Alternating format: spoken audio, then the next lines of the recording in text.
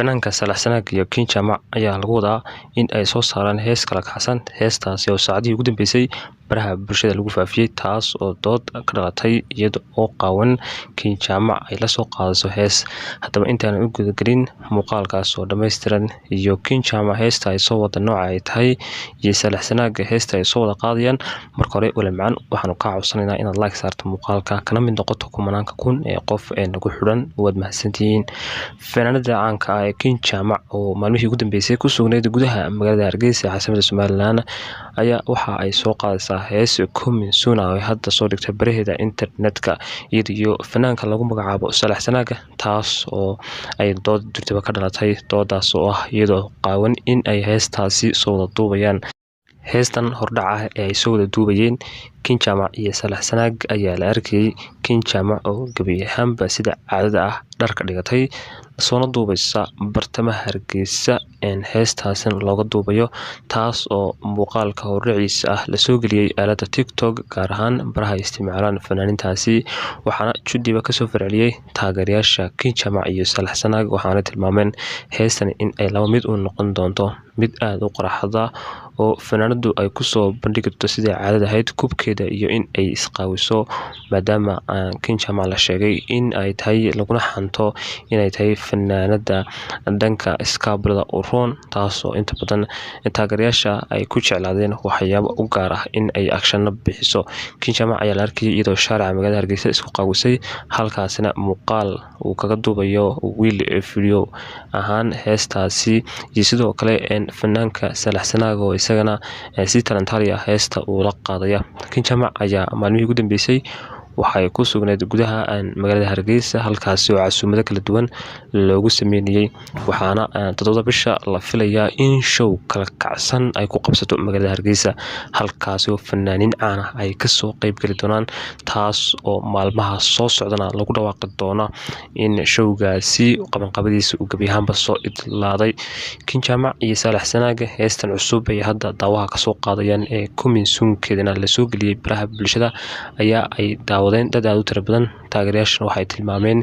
mid hadal hayn dhalin doonta oo ay sugayaan youtuberada iyo shakhsiyaadka caanka ee heesaha falanqeeya. laakiin xusuusta mudan ayaa King Jamac oo gudaha magaalada Hargeysa isku qaawisay, taas oo soo duubaysa hees kala kacsan oo gabi ahaanba iskaabuladu ay u socodtumaan, maadaama King ay cadow leedahay in jirkeeda xubin ka mid ah ay qaawiso markay heesaha soo duubayso si heesteeda suuq iyo buuq u yeelato, taas oo inta badan ay fanaaninta ka simeeyeen marka la eego marka ay heesa soo duubayaan in heesahooda ay jecel yihiin in ay saameyn yeeshaan,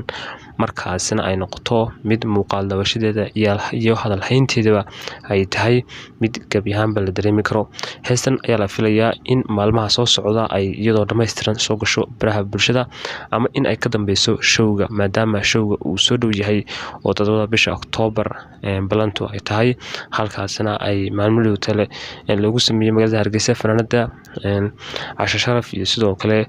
soo dhaweyn ballaaran, taas oo kooxda xidigaha geeska ay ugu sameeyeen, halkaasina la filayo in uu wacdara laga dhigo. showgaasina ay ka soo qayb gali doonaan dad aad u tiro badan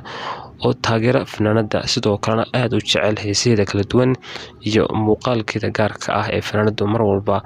ay kaga cajabsato fanaaninta kale. King Jamac in badan ayay ku taamisay inay timaado magaalada Hargeysa wacdara ka dhigto show ku qabsato, hadda way u suurta gashay, waxaana joogtaa magaalada Hargeysa, waxaana qabanqaabada showgeeda ka qayb qaatay fanaaninta reer Hargeysa gaar ahaan kooxda xidigaha geeska oo dhawaan la sheegay in khilaaf uu kala dhexeeyay iyaga, hase ahaatee khilaafkooda la xaliyay haddana gabi ahaanba soo idlaatay. xafladda soo dhaweyntana iyo guud ahaan tii qada sharafta ahayd ee loo sameeyay ahayd mid lagu dhiirigelinayo fanaanada in ay markasta noqoto mid ku soo dhiirata in ay timaado magaalada Hargeysa, showyo kala duwanna ay ka qabsato, maadaama King Jamac ay tahay reer Somaliland oo aan laga xigin magaaladeeda ayna tahay in markastaba ay ku dalxiisto kuna naalooto hadba meesha ay doonayso. sida ay hore u sheegtay King Jamac markay imaneysay magaalada Hargeysa waxay tiri Hargeysa kuma ekaan doono, waxaan tagi doonaa gobolada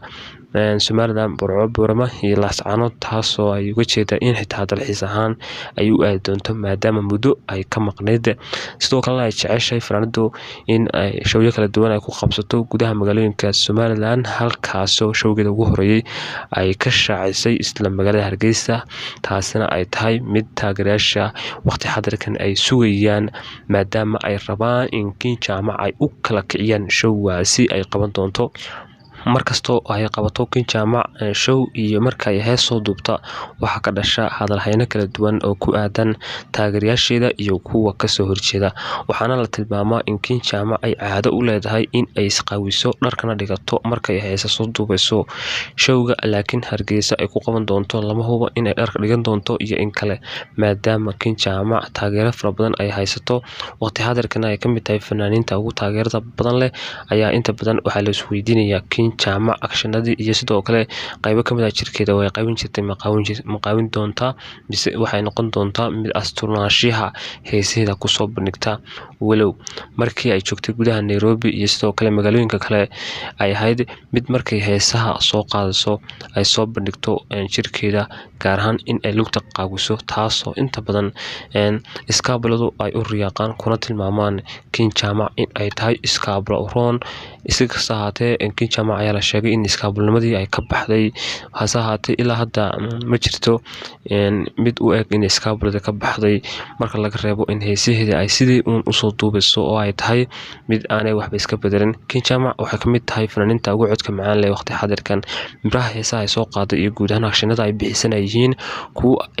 kuwa mucaashaqiinta ay aad u jeclaystaan kuna tilmaamaan boqorada codka iyo fanka iyo steelka maadaama King Jaamac ay tahay mid gabi ahaanba jirkeeda iyo guud ahaan muuqaal ahaanteeda ay dhistay waqtina ay gelisay taasoo inta badan ay taageero weyn u muujiyaan ragga ayna aad u jecel yihiin fanaanadaasi waxaana sidoo kale muddooyinkii ugu dambeysay King Jaamac ay ahayd mid showyo kala duwan cilaaminaysa gaar ahaan showgeeda ugu dambeeyay ay ku qabatay gudaha Kenya Nairobi oo ahaa mid runtii laga soo wada qaybgalay reer Nairobi ay soo camireen haddana ay Hargeysa timid oo ay doonayso in ay wacdara ka dhigto sidoo kalena xuduudeeda faneed ay ku tusto taageerayaasheeda iyo fanaaniinta kale halkaasina ay joogaan Hargeysana ay tahay hoyga fanka fanaaniin fara badan oo legend ah ay ku nool yihiin kuwaas oo u ballan qaaday fanaanada in ay showgaasi kala soo qaybgali doonaan oo aan lagu kala bixi doonin habeenkaasi King Jaamac showgeeda taasoo boorar weyn iyo sticker lagu soo xardhay magaceeda iyo sawiradeeda ay hadda baraha bulshada maalmihii ugu dambeysay lagu baahinayay dhammaan taageerayaasha King Jaamac magaalada Hargeysa ayaa iyaguna si weyn u soo dhaweeyay kuna tilmaamay in King Jaamac ay soo dhaweynayaan showgeeda kala kacsan iyo guud ahaan in ay noqoto fanaanada mid gabi ahaanba heesaha iyo sidoo kale gaadika ciyaarka dhanka fanka ay soo bandhigi doonta ay u noqon doonaan kuwa u soo camira oo waqti xaadirkaasi goob joog u noqon doona fanaanadana ay arki doonto taageerada ay ku leedahay iyo xuduudda faneed magaalada Hargeysa ee hoyga fanka Soomaaliyeed ee caasimadda Somaliland